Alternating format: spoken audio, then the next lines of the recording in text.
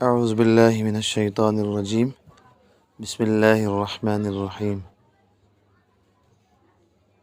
الحمد للہ رب العالمین. غور سے الحمد للہ رب العالمین. الحمد للہ رب العالمین. پڑھوانے کو نہیں کہا. تمام تعریفیں اللہ تعالیٰ کے لیے ہیں جو تمام جہانوں کے رب ہیں. تمام تعریفیں اللہ تعالیٰ کے لیے. کس طرح ہیں اللہ تعالیٰ کے لیے؟ ہر چیز کو اللہ تعالیٰ نے پیدا کیا ہے نا. دنیا میں جو بھی چیز پیدا کی وہ اللہ تعالیٰ نے پیدا کی. تو گویا اگر کسی حسین منظر کی تعریف ہم کریں تو وہ اصل میں حقیقت میں اللہ تعالیٰ کی تعریف ہوئی، پیدا کرنے والے کی تعریف. اسی لیے اس فرمایا الحمد للہ رب العالمین. تمام تعریفیں اللہ تعالیٰ کے لیے ہیں جو تمام جہانوں کے رب ہیں. رب کہتے ہیں پالنے والے کو. الرحمن الرحیم، جو نہایت مہربان اور بہت زیادہ رحم کرنے والے ہیں. اللہ تعالیٰ نے یہاں پہ دو نام استعمال کیے، رحمان اور رحیم. تو اس سے اس طرف اشارہ کر دیا کہ ہم نے جو دنیا کو پیدا کیا ہے، جو تمام جہانوں کے ہم رب ہیں، سب کو پال رہے ہیں. یہ اس وجہ سے نہیں کہ ان کا ہمارے اوپر کوئی ذمہ ہے، بلکہ صفت رحمت کی وجہ سے. ہم رحمان ہیں، الرحمن الرحیم. ہمارے اندر صفت رحمت ہے.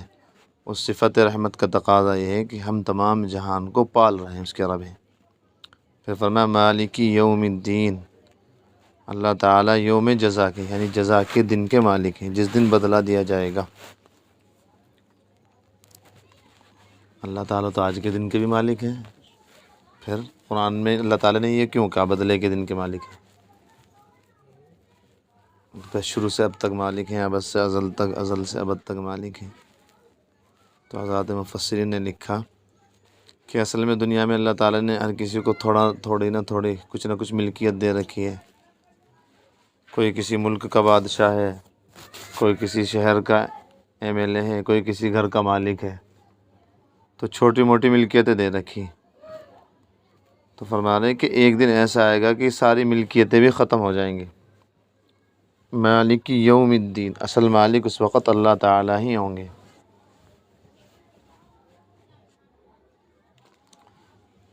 مالک یوم الدین، کیا وہ الحمد للہ رب العالمین. تمام تعریفیں اللہ تعالیٰ کے لیے ہیں جو تمام جہانوں کے رب ہیں.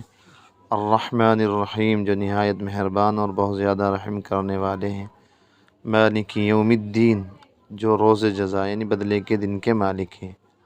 جب اللہ تعالیٰ کی اتنی ساری صفتیں ہیں تو اب عقل نے جب دیکھا، عقل نے سوچا، میری طرف متوجہ رہو، میری طرف. عقل نے جب سوچا کہ بھئی اللہ تعالیٰ اتنے بڑے مالک ہیں، تمام جہانوں کے رب ہیں، رحمان ہیں، رحیم ہیں، اور قیامت کے دن کے مالک ہیں.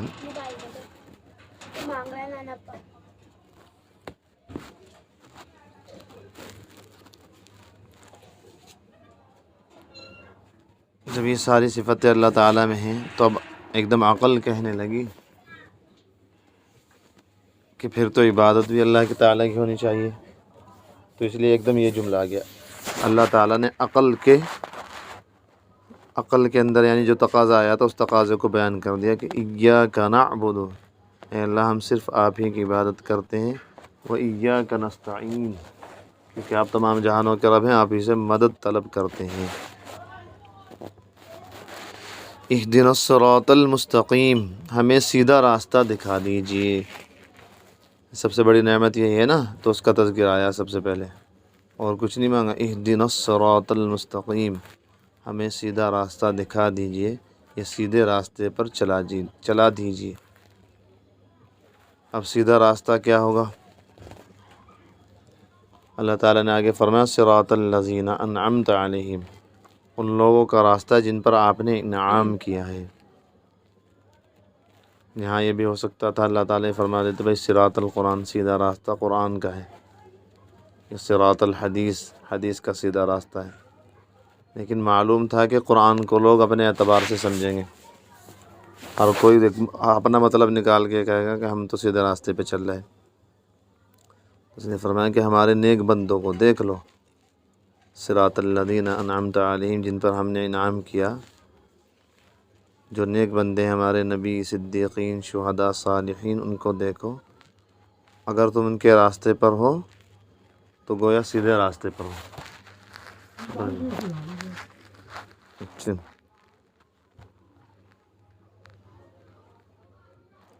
اللہ تعالیٰ نے یہاں جماعت کا پتہ دیا، قرآن کے بارے میں تو کہا نہیں قرآن، بلکہ جماعت کے بارے میں کہا۔ بھائی یہ بات ہو رہی ہے نا، اللہ تعالیٰ ہمیں سیدھا راستہ دکھا دیجیے۔ اب سیدھا راستہ کون سا ہے؟ صاحب بات ہی کہہ رہے تھے صراط القرآن، کہ سیدھا راستہ قرآن کا ہے، یہ ہمارے نبی کا صراط النبی کہہ رہے تھے، لیکن ایسا نہیں کہا، بلکہ ایک جماعت کا پتہ بتا دیا کہ وہ جماعت جس پر ہمارا انعام ہوا وہ نبی ہیں، شہداء ہیں، صالحین ہیں۔ تو اس سے معلوم ہو گیا کہ صرف کتاب کافی نہیں ہدایت کے لیے، کتاب اللہ کے ساتھ رجال اللہ بھی ضروری ہے۔ اگر صرف ہدایت کے لیے قرآن کافی ہوتا، حدیث کافی ہوتی، اور رجال کی ضرورت نہ ہوتی، یعنی اللہ والوں کی ضرورت نہ ہوتی، تو اللہ تعالیٰ صرف قرآن ہی نازل کر دیتے۔ قرآن کے ساتھ نبی کو بھیجنا یہ دلیل ہے اس بات کی کہ ہدایت کے لیے کتاب بھی ضروری ہے، کتاب اللہ بھی ضروری ہے، اور رجال اللہ بھی، یعنی اللہ والے بھی ضروری ہیں۔ بلکہ ایسا تو ہوا اللہ تعالیٰ نے بعض نبیوں کو بھیج دیا لیکن ان پہ کتاب نازل نہیں فرمائی۔ تو صرف قرآن سے ہدایت نہیں پا سکتے جب تک کہ نبی کا واسطہ نہ ہو۔ اللہ کے نبی نے سمجھایا نا قرآن میں کیا مطلب ہے۔ آگے فرماتے ہیں غیر المغضوب علیہم ولا الضالین، اے اللہ ہم ان لوگوں کے راستے پہ چلنے سے پناہ چاہتے ہیں، ہم ان لوگوں کا راستے پہ چلنا نہیں چاہتے جن پر آپ نے غضب فرمایا، ولا الضالین، اور نہ گمراہ لوگوں کے راستے پر چلنا چاہتے ہیں۔ غضب اللہ تعالیٰ نے یہودیوں پر فرمایا تھا، اور ضالین سے مراد ہیں کون؟ یعنی گمراہ لوگ کون ہیں؟ عیسائی۔ اب روزانہ ہم یہ دعا مانگیں جن کے الحمد یاد ہے، غیر المغضوب علیہم ولا الضالین، اے اللہ ہم جو ہے یہودیوں کا گویا اور عیسائیوں کا طریقے پر چلنا نہیں چاہتے، ہر نفل نماز میں، ہر رکعت میں، ہر فرض میں، لیکن دیکھو زندگی میں اگر اس کا تو بالکل الٹا ہے نا، اور اس میں تو دعا مانگ رہا ہے کہ ہم یہودیوں کے اور عیسائیوں کے طریقے سے بچنا چاہتے ہیں، لیکن زندگی دیکھو تو یہودیوں والی، چہرے سے محسوس نہیں ہوتا کہ مسلمان، اکثر مسلمانوں کی حالت یہ ہے، چہرے سے محسوس نہیں ہوتا مسلمان ہیں۔ اسی کو اقبال نے کہا نا، وَزَعْمَتُمْ ہو نصارہ، یعنی حلیے میں، عیسائی، نصارہ کہتے ہیں عیسائیوں کو، حلیے میں، وَزَعْمَتُمْ ہو نصارہ، تو تمدن میں تم ہنود، یعنی رہن سہن میں، تمہاری رسمیں دیکھو، رواج دیکھو، شادیوں کے کہیں منڈے ہو رہے، کہیں چوتھی ہو رہی، کہیں پانچواں ہو رہا، تمدن میں تم ہنود، ہندو ہو تم، وَزَعْمَتُمْ ہو نصارہ، تو تمدن میں تم ہنود، یہ ہیں مسلمان جنہیں دیکھ کے شرمائے یہود۔ مسلمانوں کی حالت ایسی ہو رہی کہ یہودی بھی شرماتے ہیں۔ چلو جی ہو گئی، اب ایک دفعہ ترجمہ سنو اس کا پورا۔ الحمدللہ رب العالمین، تمام تعریفیں اللہ کے لیے ہیں جو تمام جہانوں کے رب ہیں۔ الرحمن الرحیم، جو بہت زیادہ رحم کرنے والے اور مہربان ہیں۔ مالک یوم الدین، جزا کے دن کے مالک ہیں، یعنی قیامت کے دن کے مالک۔ ایاک نعبد و ایاک نستعین، اے اللہ ہم صرف تیری ہی عبادت کرتے ہیں۔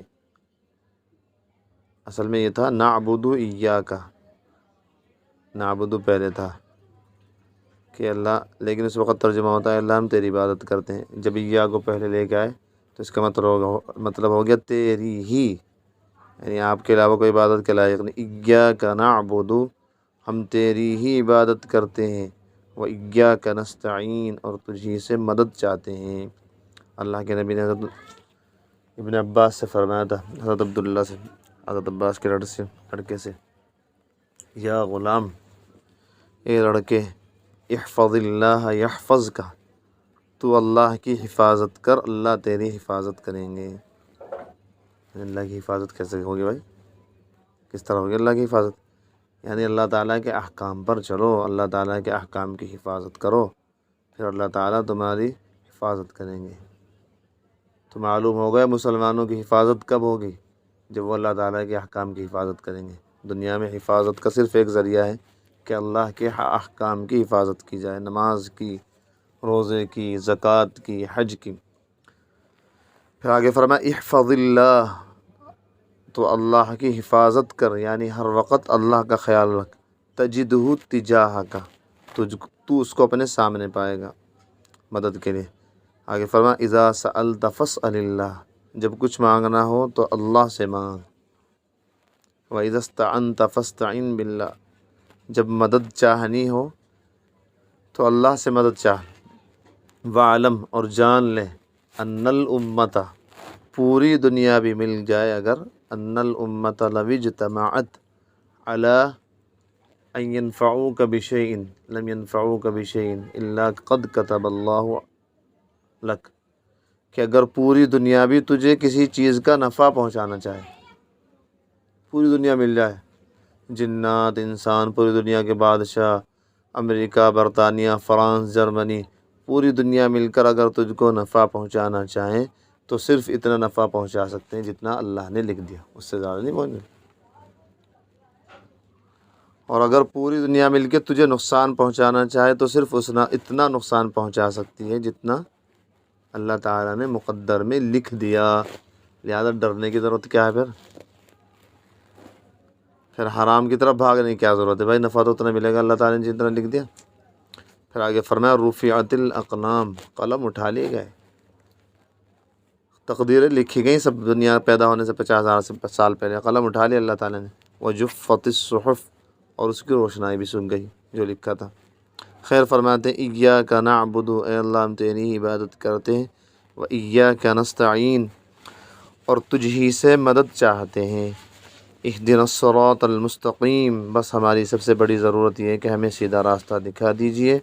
اب اللہ تعالیٰ فرمانے کہ سیدھا راستہ کن لوگوں کا ہے؟ سیدھا راستہ ان لوگوں کے صراط الذین انعمت علیہم، جن لوگوں پر آپ نے انعام کیا، ان لوگوں کے راستے پہ چلائیے ہمیں۔ غیر المغضوب علیہم، ہم ان لوگوں کا راستہ نہیں چاہتے جن پر آپ کا غضب ہوا، ولا الضالین، اور نہ ہم گمراہ لوگوں کے راستے پر چلنا چاہتے ہیں۔ آمین۔ وآخر دعوانا ان الحمد للہ رب العالمین۔